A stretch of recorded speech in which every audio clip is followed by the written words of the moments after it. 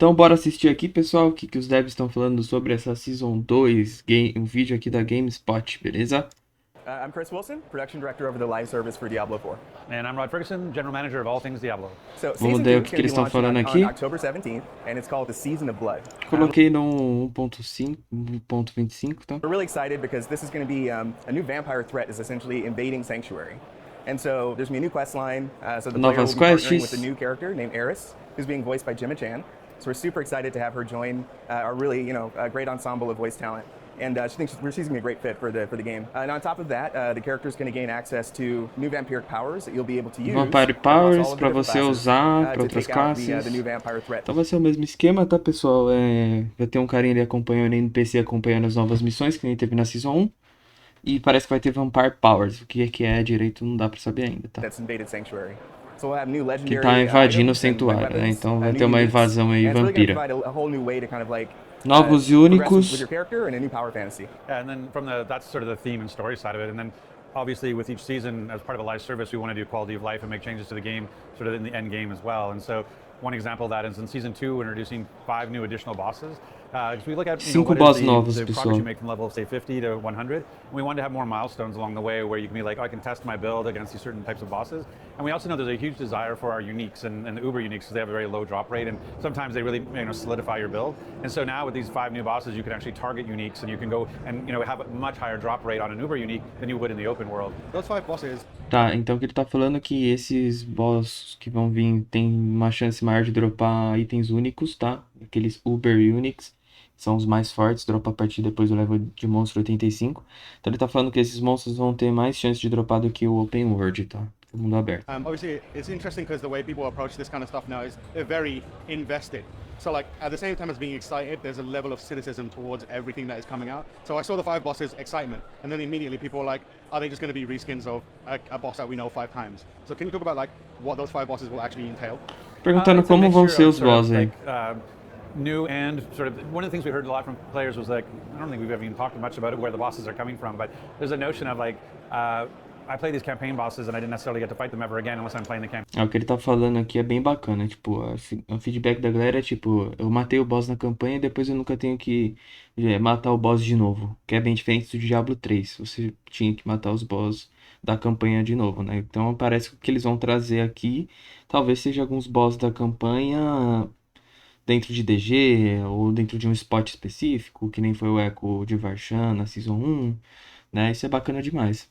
Campaign. So that's part of the inspiration. So there's going to be definitely like ways we can leverage content we've had, but also new content as well.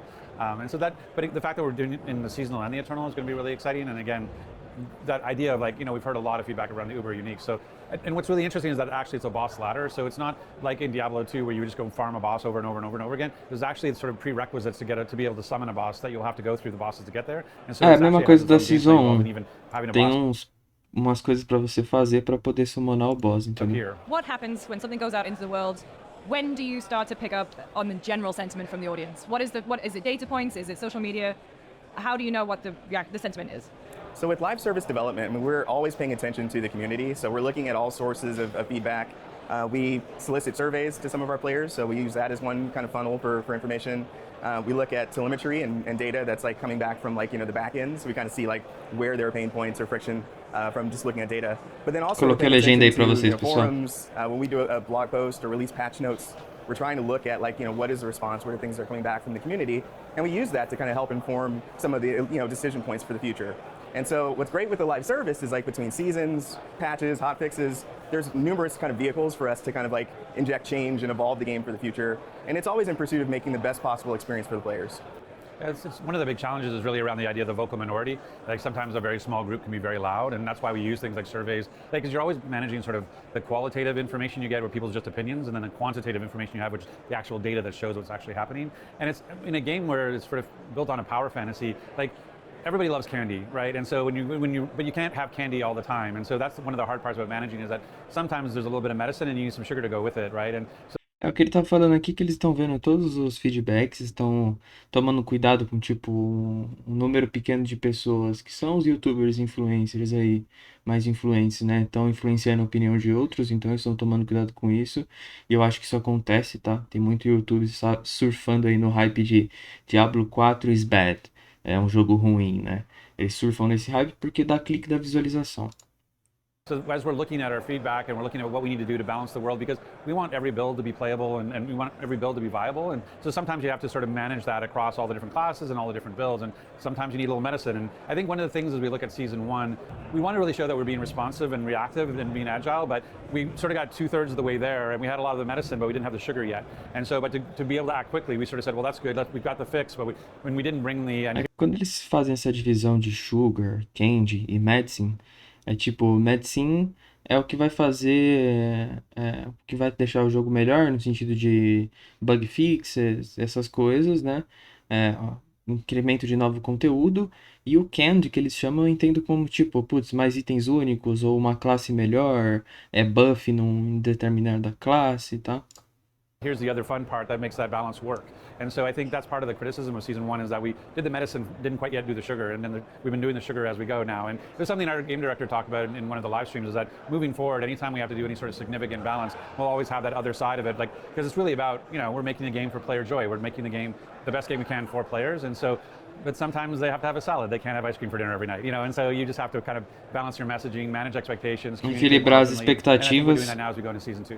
You mentioned it earlier, but how do you account for the vocal minority in a way that feels like you're speaking to them, while also not balancing that with the realistic kind of achievements that you can do?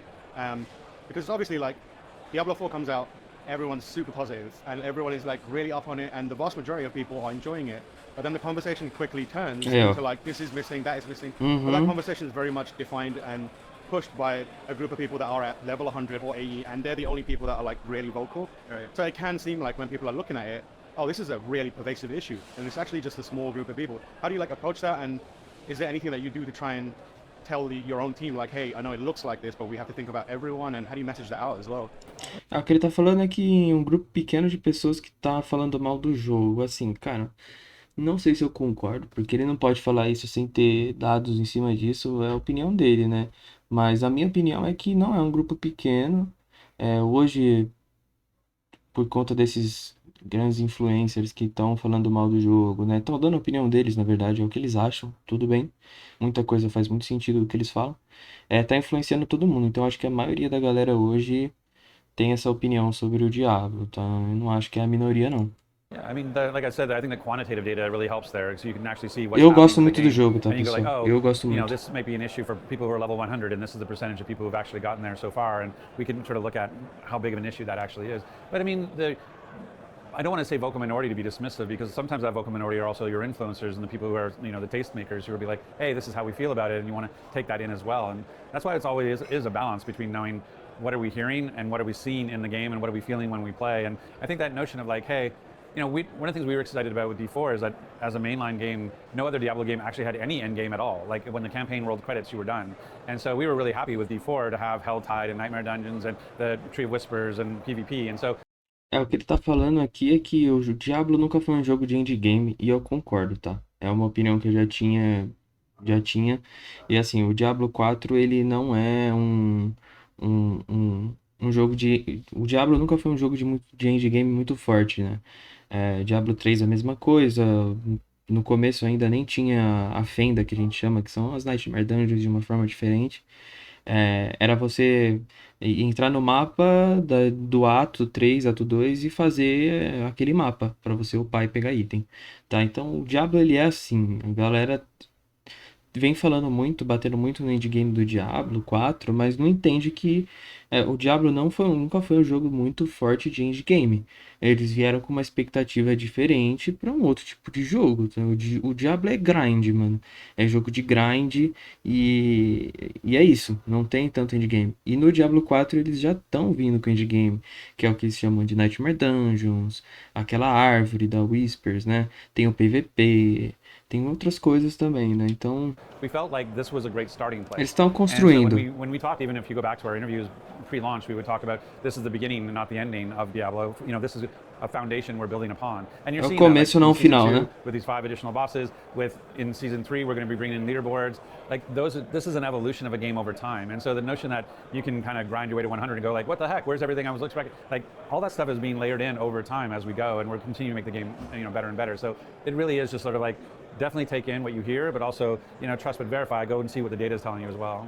In addition to that, I think the other important piece of this is transparency, right? So we're really trying to create and be open with our community about setting expectations. Like, here's what we're trying to do in the near future, releasing patch notes early, really just having live streams, the campfire chats, letting our audience know, like, here's what we're trying to do in the short term. É bem bacana things we want to do in the medium term. É bem bacana, pessoal, esses conteúdos depois Like even dá uma explorada lá. Like, we're trying to just be more open about that information versus like holding everything to the vest. And Joe in our last, he talked about philosophy. Like, here's why we're doing certain things. Because I think it's one thing to say what you're doing, another thing to say why you're doing it. And so I think helping people understand, like, oh, this is our goal, this is what we're trying to accomplish, and just give some background to why these decisions are being made. You guys have been quite candid with, the patch came out and it nerfed some stuff, and you're like, okay, we did it wrong, we won't do that again. And then you talked about all the vehicles you have to kind of approach it. How do you feel about the expectation that creates? Because it's kind of a double-edged sword, right? Where you're like, oh, we can like react, but then the expectation from the audience is when they demand something, they need it immediately. And they're like, why do you put it? How do you guys as developers feel about that? And how do you try and manage those expectations? It is a balancing act, depending on what it is we're trying to address. I mean, it can obviously take development time to get it right? You don't want to be too hasty to just rush, change, because you may end up like imbalancing the game in a different way that you maybe didn't foresee. So you have to take your time to really think through, like, okay, how do we want to address the problem that's been flagged? Look at it in terms of priority as well. There's oftentimes competing priorities. So it's like making sure you're targeting the thing that's going to have the biggest impact for the player first and foremost, and then finding the right time to release those things. And so it's just really a balancing act that our leadership and our designers have to really kind of like work through for each issue as it comes through. Yeah, it's also a complexity of the development process. When we look at, we have essentially 3 teams working on the seasonal side. We have our odd teams, so like doing season 1, then season 3, then season 5. We have our even teams doing season 2, season 4, and then we have another team that's focused on what's going on in the live game. And so on top of those 3 teams, who are like the odds and evens are leapfrogging each other. We've got our live team, and then we actually have an expansion team working as well. And so when we hear a piece of feedback, there's always a conversation. If we agree with it, then it's like, is this a short term? Hey, we can do that as a hot fix overnight. Is this more of a patch that has to come in 2 weeks, or actually it's something we're going to address next season because of the way that we're a lot of the ways. That's part of the thing. Like, when we put out season 1 was finished when we released, and so there was no real player feedback yet, other than sort of the beta feedback. But Rapidinho aqui, pessoal, o que eles estão falando aqui é que, tipo, a Season 1, ela não teve feedback, eles não pegaram nenhum feedback, né? Então, porque ela já estava construída antes do lançamento. Então, o que eles estão falando é que as próximas Seasons já vão vir junto com bug fixes e também com feedbacks, né? Eu sei que na Season 2 vai ter stash, né, para gema, filtro no inventário, são feedbacks da comunidade. Então, eu acho que na Season 3 ali, as coisas vão começar a melhorar pro Diablo, tá? Na Season 1 realmente já estava pronta, não tinha como trazer os feedbacks, tá? After launch, like season 1 was kind of done, and so that's why we use that preseason time to tweak as much as we could, and why we removed the need for the altars of Lilith and that kind of thing. So it's just that notion that like the trains are always running, right? The trains are always leaving the station, and what can get on which train is always part of the balancing act of like, oh yeah, we agree with that feedback. Now which train can we actually make it on, and are we willing to delay other things to make that happen? Because I think sometimes people just feel like it's always additive, and really it's kind of like there's only so much scope that a team can do. And so to say like, oh, this new idea wants to come in, well then that means usually another idea needs to get postponed. And so when we're talking about the prioritization, it's like, oh, we want to do this. Are we willing to slow down this other thing? And so that's definitely one of the things, the give and takes you have to do when you're balancing. I don't want to say misunderstanding, but a lot of the kind of discussion is also attributed to things like the battle pass system and the season model as well. And some people say it doesn't feel like it works in Diablo. And we've had other people who make games similarly, like the Path of Exile, keep looking at and being like, we're learning a lot from the viability of something like a battle pass model. How often do you kind of like reassess that, and do you think it does still work in this day and age? Especially because it's like a lot of cosmetic stuff and you don't want to upset the balance, and when it is like you can't put a lot of meaningfully changing content in there, is it even worth doing? How do you approach like looking at that kind of system?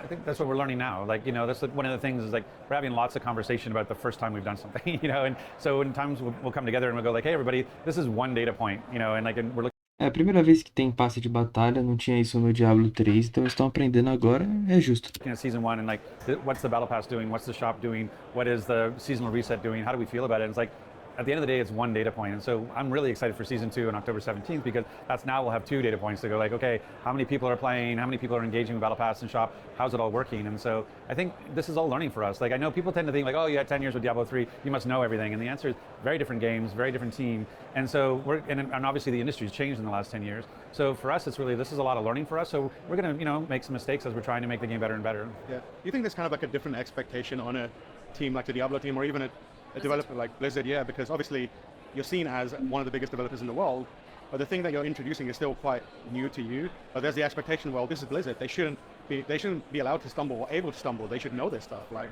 how do you kind of like approach that sentiment, knowing that there's no like pushing back against it?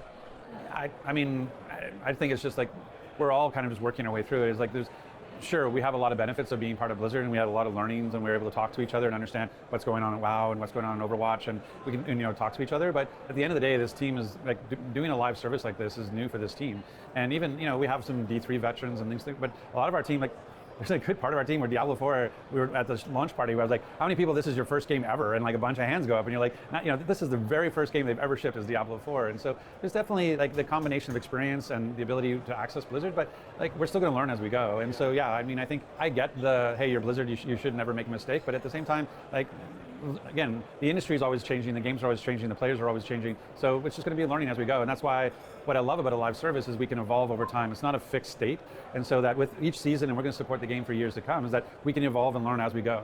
I think what's fascinating. Ele perguntou aqui, tipo, pô, vocês são uma empresa, os maiores desenvolvedores aí, um dos maiores desenvolvedores do mundo, alguns problemas vocês não deviam pegar. O que ele disse é que boa parte da equipe é nova, boa parte dos desenvolvedores são novos, eu acho até perigoso, nem devia falar isso, mas eles estão sendo sinceros, né? Eu acho que os caras que tomam as decisões são os caras já mais experientes, que já trabalharam nos outros Diablos, né? Então isso não deveria ser uma desculpa, mas o que ele falou aqui é que realmente os jogos vão mudando, o público vai exigindo coisas diferentes, então não é o que ele fala de fixed issue, né? Não é um problema fixo, ele vai mudando e eles estão aprendendo com o tempo. Isso sim, acho que é uma resposta justa, assim, na minha opinião, né? Thing about that is because we have a studio like you guys where you very much are like figuring out as you go along to a degree, and it's kind of like the expectation is, why are you doing this? You should have the perfect product each time, and it's not thought of as great. But then on the flip side, you have a thing like Larian, which just put out one of the best RPGs in a long time, but it was developed over 3 years of iterating very publicly, forward-facing, and people are celebrating that right now. It must be kind of wild to be in an industry where you can have 2 contradicting kind of like narratives on the same thing going, and like how do you deal with it on a day-to-day basis as developers? They all have that. I mean, I'm just really happy that this feels like the year of the RPG, when you look at Starfield and Final Fantasy and Hogwarts, and all the stuff that's going on. So I'm just excited to be part of that. And I think they each have their own place when you think about like the turn-based versus the hack and slash versus, third person versus isometric. Like, I think it's really cool that the RPGs can have such a diversity. And so, I don't know, I just think it's great that RPGs is really coming to the top this year. Top, é isso, o ano dos RPGs. Bom, galera, esse foi o vídeo aqui dos devs. Se vocês que tiverem alguma sugestão aí, putz, pausa menos, pausa mais, dá mais sua opinião, deixa aí nos comentários, tá? Se inscreve aí no canal que eu vou estar trazendo conteúdo disso. Eu entro nos confins aí dos conteúdos de Diablo, então vou estar trazendo sempre coisa nova pra você ficar ligado aí, beleza? Se curtiu, deixa aquele like pra fortalecer o trampo, beleza, pessoal? Valeu e até a próxima.